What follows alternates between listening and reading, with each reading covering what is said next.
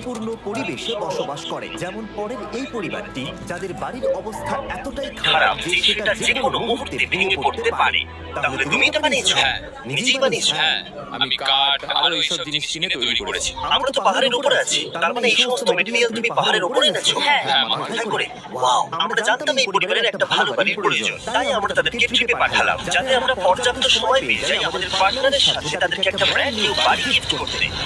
তোমরা দেখলে একটা পরিবার এইরকম একটা বাড়িতে থাকতো, আর এখন তারা এখানে থাকবে, আর আমি ওদের রিঅ্যাকশন দেখার জন্য অপেক্ষা করতে পারছি না। ওয়াও! তোমরা এখন সামনে যেটা দেখতে পাচ্ছ সেটা হলো তোমাদের নতুন বাড়ি। তোমাদের ট্রিপে পাঠানোর কারণ হলো আমরা চেয়েছিলাম তোমাদের চোখের আড়ালে নতুন বাড়ি তৈরি করে তোমাদেরকে চোখ দিতে। চলো তোমাদের ভেতরটা দেখাই। দেখো কেমন? ওয়াও! আমি দেখেছিলাম তোমাদের কিছু নতুন ফার্নিচারের প্রয়োজন, তাই আমরা নতুন বাড়িটাকে সম্পূর্ণ ফার্নিশ করে দিয়েছি। ইলেকট্রিসিটি ছাড়াও তোমাদের জন্য এই বাড়িতে একটা ওয়াটার ট্যাঙ্কও আছে। এখানে একটা বাঙ্ক বেডও